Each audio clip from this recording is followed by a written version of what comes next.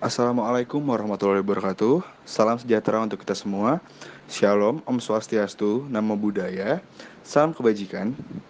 Perkenalkan, nama saya Raditya Alif Aksal Nugroho dengan NIM 19 19 10 50 1059, mahasiswa Perencanaan Wilayah dan Kota Universitas Jember angkatan 2019.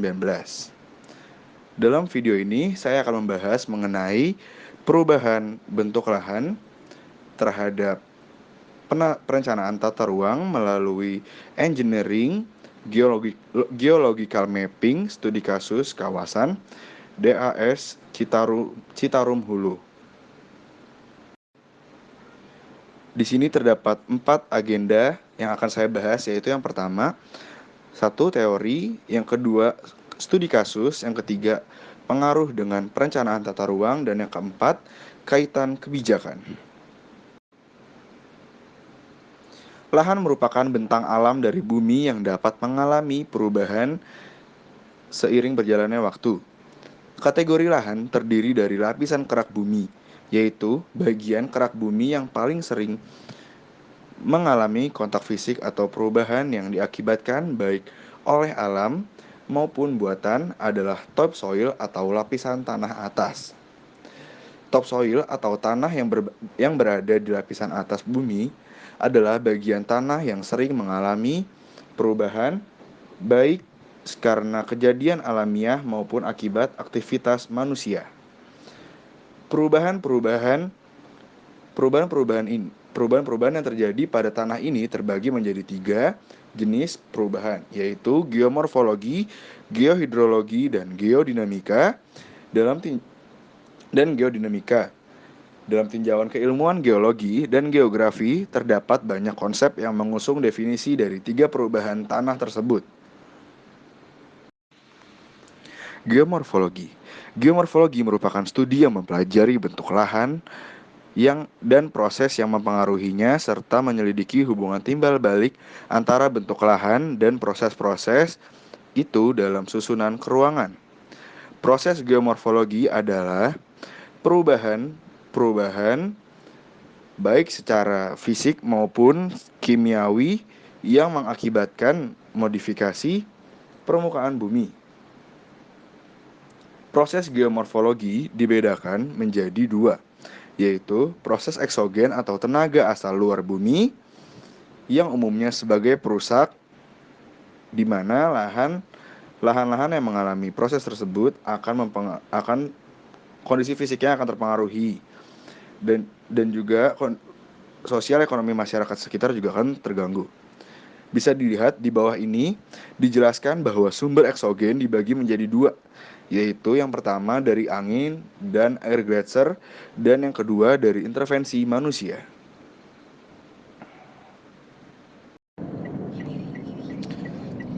Geohidrologi ilmu yang mempelajari air yang berada di dalam tanah atau groundwater atau air tanah dan mengidentifikasi sebaran serta sifat kimia maupun fisik air tanah.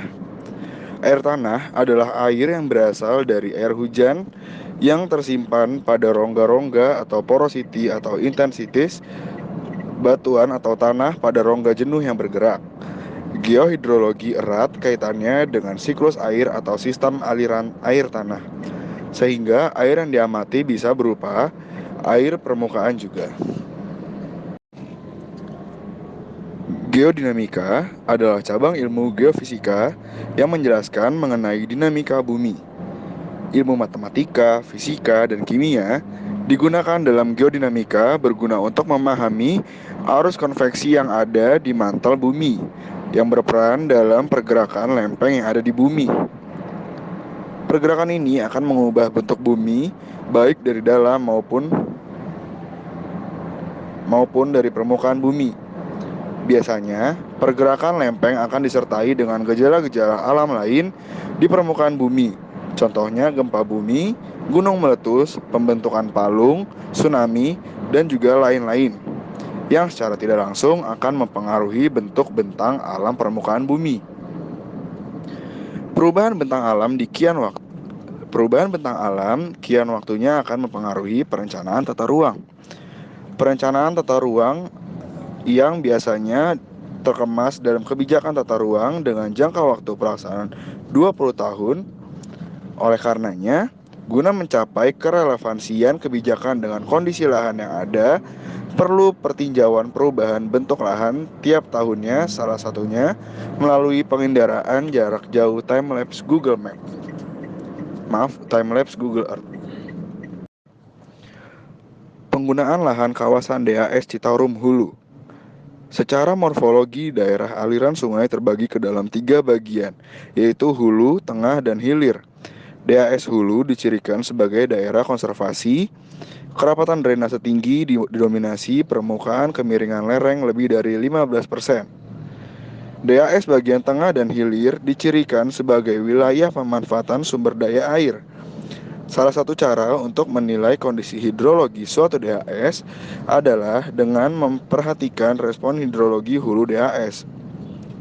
Dalam Asdak pada tahun 2014 juga dinyatakan bahwa hulu DAS berperan besar sebagai wilayah resapan air dan berkontribusi pada ketersediaan air, terutama pada musim kemarau.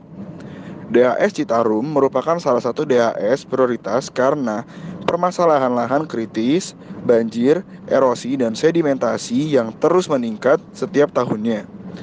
Sebagai daerah resapan utama yang berkontribusi menjaga ketersediaan sumber daya air, DAS Citarum Hulu terus berkontribusi. DAS Citarum Hulu terus mengalami pengurangan hutan dan peningkatan lahan terbangun. Perubahan penggunaan lahan di DAS Citarum sangat pesat, khususnya pada bagian hulu yang seharusnya memegang peranan penting menjaga kualitas dan kuantitas sumber daya air. Fungsi resapan di DAS Citarum Hulu mengalami penurunan yang ditandai dengan peningkatan luas lahan terbangun dan pengurangan lahan hutan.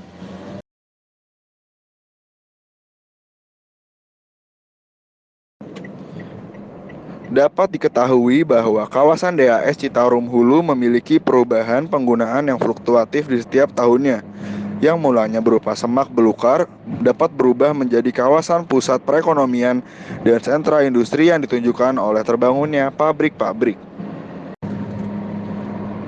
Selanjutnya saya akan bahas yaitu geomorfologi. Penggunaan lahan dominan pada tahun 2009 adalah pertanian lahan basah atau sawah yang mencapai 27,1% dari total luas DAS Citarum Hulu. Penggunaan lahan yang mendominasi selanjutnya adalah hutan sebesar 29.529,1 hektar atau sebesar 16,9%, dan pertanian lahan kering sebesar 28.787,7 hektar atau sebesar 16,4%. Kondisi ini menjelaskan sebaran lahan pertanian kumulatif merupakan yang terluas di DAS Citarum Hulu. Lahan terbangun di DAS Citarum Hulu pada tahun 2019 memiliki luas mencapai 16% dari luas keseluruhan. Hal ini mengindikasikan tanah terbangun tersebar di beberapa batas administrasi.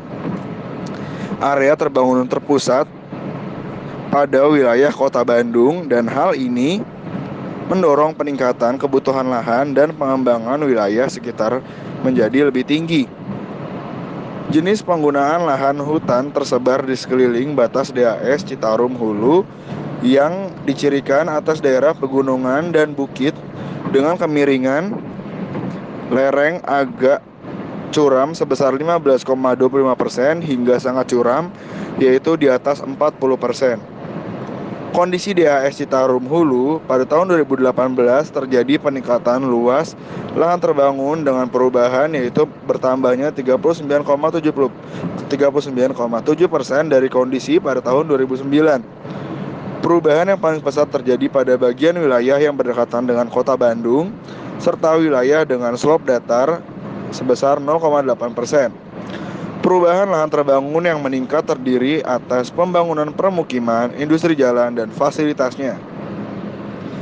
Yang kedua, geohidrologi. Respon hidrologi KRA DAS Citarum Hulu terlihat mengalami perubahan setiap tahunnya. Rataan kondisi 10 tahunan adalah termasuk kelas rendah. Debit tertinggi Sungai Citarum tercatat pada tahun 2010 sebesar 606,3 meter kubik per detik. Sedangkan debit terendah terjadi pada tahun 2012 sebesar 4,3 meter kubik per detik. Kategori nilai KRA pada tahun 2009 termasuk rendah. Kemudian terjadi perubahan di tahun 2018 yang termasuk kelas sedang. Kondisi respon KRA DAS membaik pada tahun 2010 hingga tahun 2017 dengan kategori sangat rendah. Kondisi ini menandakan gap debit maksimum dan minimum Sungai Citarum masih tergolong baik, ditunjukkan oleh tingkat kekeruhan air yang terkandung pada Sungai Citarum. Nilai KAT DAS Citarum Hulu juga dipengaruhi oleh kelerengan permukaan lahan. Bentuk DAS Citarum Hulu dikelilingi bukit dan gunung, dan bagian tengah DAS memiliki kelerengan yang landai hingga datar. Hal ini menyebabkan aliran permukaan lebih mudah terakumulasi ke dalam aliran Sungai Citarum. Dalam Yulianto et al. Pada tahun 2020 disebutkan bahwa beberapa wilayah kecamatan yang sering kali terdampak luapan sungai, diantaranya yaitu Dayeuhkolot, Bale Endah, dan Bojong Soang. Hal ini diakibatkan oleh profil wilayah yang datar terhadap anak-anak Sungai Citarum dan tidak jauh dari titik pertemuan aliran terhadap anak-anak Sungai Citarum. Peralihan fungsi lahan pertanian dan pemanfaatan lahan pertanian masih dijumpai pada area berbukit tanpa konservasi lahan memadai serta deforestasi hutan setiap tahunnya. Hal ini terlihat dari persamaan yang menunjukkan negatif pada variabel tebal aliran sungai.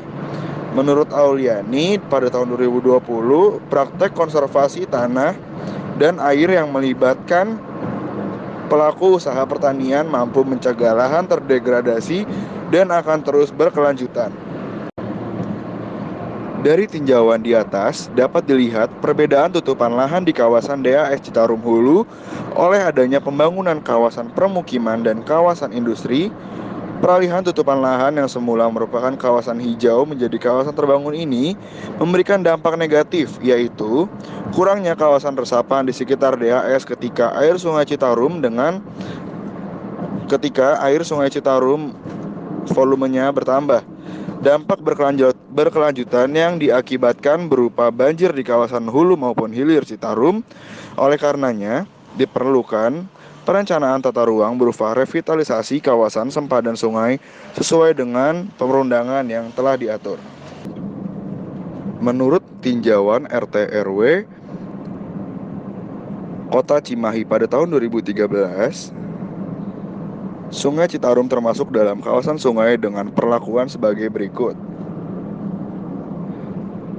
Berdasarkan pasal 33 ayat 1, perlindungan terhadap sempadan sungai dilakukan untuk melindungi fungsi sungai dari kegiatan budidaya yang dapat mengganggu dan merusak kondisi sungai dan mengamankan aliran sungai. Kriteria sempadan sungai adalah 1. Sekurang-kurangnya 5 meter di sebelah luar sepanjang kaki tanggul di luar kawasan perkotaan dan 3 meter di sebelah luar sepanjang kaki tanggul di dalam kawasan perkotaan. 2. Sekurang-kurangnya 100 meter di kanan kiri sungai besar dan 50 meter di kanan kiri sungai kecil yang tidak bertanggul di luar kawasan perkotaan. 3. Sekurang-kurangnya 10 meter dari tepi sungai untuk sungai yang mempunyai kedalaman tidak lebih dari 3 meter. Yang keempat, sekurang-kurangnya 15 meter dari tepi sungai untuk sungai yang mempunyai kedalaman lebih dari 3 meter sampai dengan 20 meter. Sekurang-kurangnya 30 meter dari tepi sungai untuk sungai yang mempunyai kedalaman lebih dari 20 meter. Yang keenam, sempadan sungai adalah kawasan sepanjang kiri kanan sungai termasuk sungai buatan, kanal, atau saluran irigasi primer yang mempunyai manfaat penting untuk mempertahankan kelestarian fungsi sungai. Dapat diketahui bahwa faktanya menyebutkan bahwa jarak sempadan Sungai Citarum yang berkedalaman 5 meter memiliki jarak kurang dari 10 meter, sehingga dapat dikatakan tidak sesuai dengan perundang-undangan RT RW kota yang mengatur di dalamnya itu. Selanjutnya, Undang-Undang Nomor 41 Tahun 1999 menyebutkan bahwa minimal luas hutan dalam suatu DAS adalah 30%, sedangkan luas hutan DAS Citarum Hulu adalah 15,9% dari luas keseluruhan. Hal ini perlu menjadi perhatian bagi pemerintah daerah karena laju deforestasi terjadi akibat kurangnya pengendalian dan pengawasan. Hal ini dapat memengaruhi terus perubahan kondisi hidrologi pada DAS Citarum Hulu. Menurut Salim pada tahun 2019, tajuk pohon atau cabang atau ranting perakaran bahkan serasah lahan hutan dapat memperlambat laju aliran permukaan dan meningkatkan waktu air untuk meresap di permukaan tanah. Oleh karena itu, kelestarian hutan dalam suatu DAS berhubungan erat dengan ketersediaan air dan pengendalian banjir di bagian hilir DAS. Baiklah, mungkin itu saja yang bisa saya sampaikan. Kurang lebihnya mohon maaf. Wassalamualaikum warahmatullahi wabarakatuh.